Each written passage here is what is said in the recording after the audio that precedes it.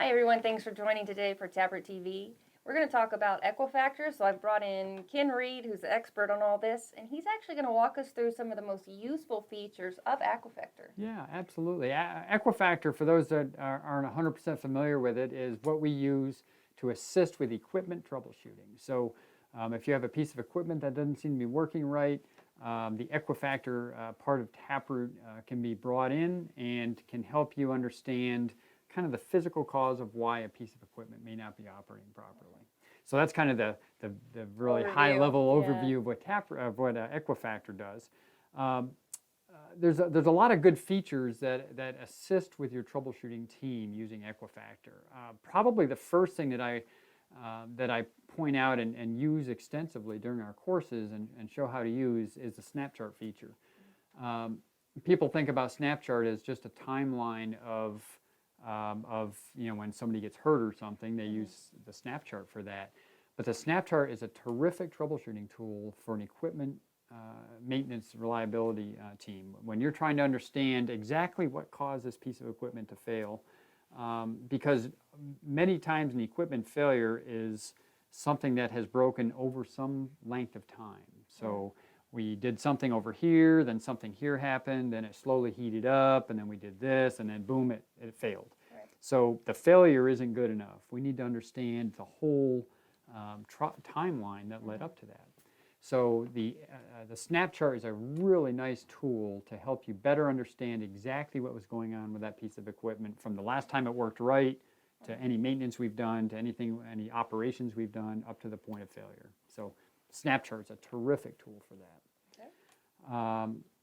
And then obviously the main piece of Equifactor is the Equifactor Troubleshooting Tables. Those are usually used when your troubleshooting team is stuck. For example, if you know that the pump isn't putting out enough water because the valve wasn't opened, well, I don't really need an Equifactor table for that. That's pretty obvious. But when you've checked all the stuff that you know and you're not sure where to go, that's when the Equifactor tables are used. So you can go beyond your team's level of knowledge and take a look at what other experts would be looking at for that piece of equipment failure. So those tables are invaluable for those that are stuck and just can't figure out where to go next. You don't just want to start Easter egging and start ripping pieces out and trying another piece. That gets expensive, although many companies do that. Using the tables can really help you narrow down to where you need to start looking a little bit harder in troubleshooting. So obviously those are the Equifactor tables, which are really the meat of Equifactor. I think probably the last thing that I would really concentrate on as a tool is using change analysis. Okay. Change analysis is something we teach during our advanced course. It's during our 5-day courses.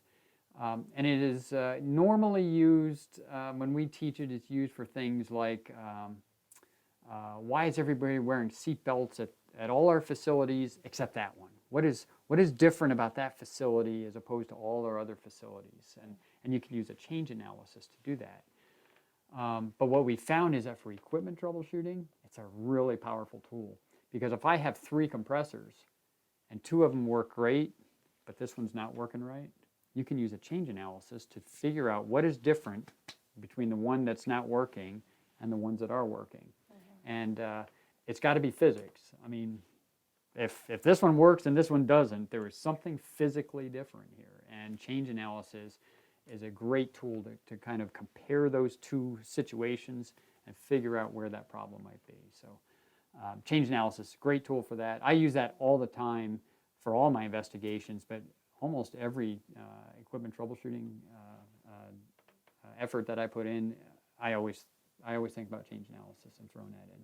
So those are probably the biggest tools that I would recommend if you're using equipment troubleshooting or requiring equipment troubleshooting. Those are the great TapRooT tools to use. Excellent. So if somebody's new to Equifactor, they don't know much about it, I know we offer executive briefings. Is this an option for someone to have a virtual walkthrough on how the process works, to see maybe a little bit of those tables, something in action? Absolutely. As a matter of fact, I did one this morning with a company who was not sure how they would use the system for a pump failure that they were working on. And I just opened it up and we kind of walked through. I didn't get to change analysis on that one. They just wanted to see the tables, but walking through exactly how that works. We're happy to set that up.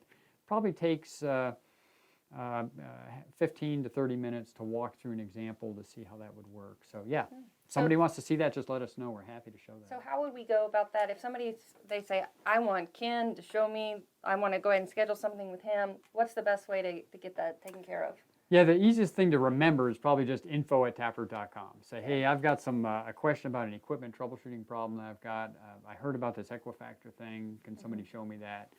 And it'll come to me. That's where they'll send it. So I'll take a look at that, and we'll set up a time. We'll set up a Zoom meeting or a Teams meeting, and we'll dive in. I'll put it up on the screen, and we'll walk through some examples and show you how it works. And there's a lot more tools than just those that you named off. So it'd be in your benefit to reach out to Ken and have that walkthrough with Equifactor and how that can help you with equipment troubleshooting. Great. Awesome. Yeah. Is there anything else you want to add, Ken? I think that covers most of it for this. I encourage people to think outside the box a little bit on equipment troubleshooting, even when you find something as simple as a valve out of position. While you may not need Equifactor for that, diving into the actual TapRooT analysis of why we left a valve out of position can be extremely beneficial to preventing that in the future. Absolutely. Awesome. Well, thanks for listening in, and we hope to see you again next time. Be sure to comment, like, subscribe, do all that stuff you're supposed to do, and we'll see you again soon. Yeah, bye-bye, everybody.